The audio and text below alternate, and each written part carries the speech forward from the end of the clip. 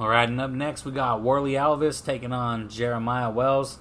Late replacement coming down here, so don't have too much information on Wells here, so we'll work with what we got. Starting off with Alves, he's 14-4, 30 years old, 5'11", 72-inch reach. Come back on Wells, he's 34 years old, 5'9", with a 75-inch reach, so a little shorter with a little bit longer arms. And looks like he is out of the Renzo Gracie Philly. And let's dig on to Alves' last couple fights here. In his last fight, man, he looked like a man revived.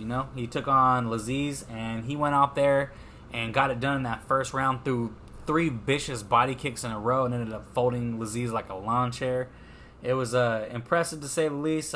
If you've seen his previous fights before that, it looked like he was, just losing the love for the fight pretty much. He got tapped out by Randy Brown, which was kind of embarrassing, being his jiu-jitsu's very, very solid.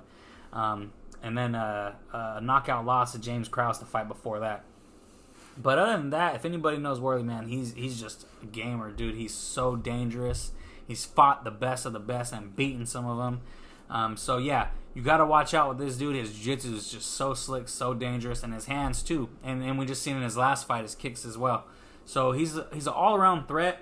And coming in this one, like I said, it's a late replacement fight. So we're looking at Wells. I did try to see a fight from a couple years ago, but I didn't see too much any recent tape. But he looks quick, explosive. I didn't see him going into the later rounds, and I didn't see how his cardio was checking out. So we could just work off what we got, and to say this, he's coming to get it. He's looking for a knockout. If he comes trying to play with Warlley on the floor here, I imagine it's going to end bad. But I imagine the line's going to be pretty heavy for Warlley. So I don't know if you're really going to want to take that and have a debutant come in here and upset him. But he is going to be a debuting fighter, so you got to take that into effect as well. So he might be a little gun shy or having a little bit of the octagon, newcomer jitters and whatnot. So I'm gonna have to pick Alves. I imagine him taking this pretty easily, but I wouldn't bet it because I don't know. Maybe if we can get some more tape on Wells before weigh-ins and see how those look, we can make a better assessment. But as of right now, with the information I got on this, Warlley should cream this dude, but I'm not going to throw my money on it because I just don't know too much about Wells at this point. Same here. I'm not too familiar with Wells, and I haven't seen much tape on the guy. He is coming out of the Henzo camp, so I don't want to shit on his jiu-jitsu either. So if he is able to keep this thing on the feet, and from what I have seen, he does look like he has some fast hands, and if he's able to use that to his advantage and get Warlley.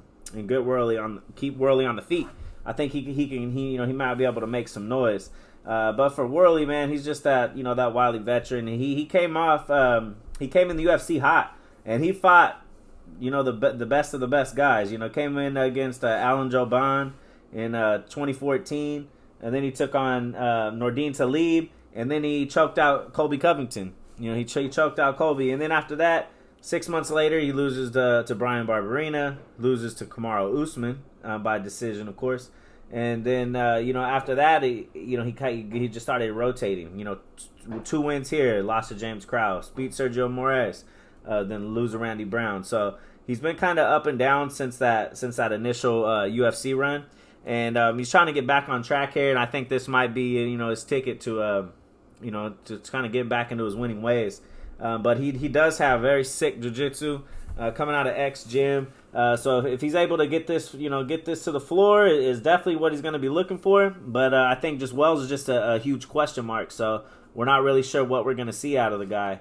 I don't see any lines on this fight as of yet, from what I can see. But I would assume it would be heavily into Alves' favor. It's something I'm probably going to stay away on altogether as far as betting goes.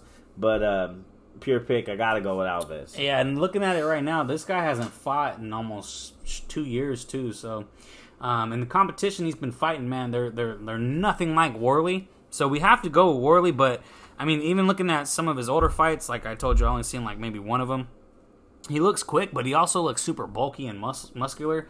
So, if it gets past that first round, second round, I imagine he can probably be slowing down because he hasn't fought in a while. So, all sorts of question marks. We need to get some more tape on Jeremiah so we can see maybe his last fight against Marco Smallman where he got a rear naked choke, and that was 2 years ago.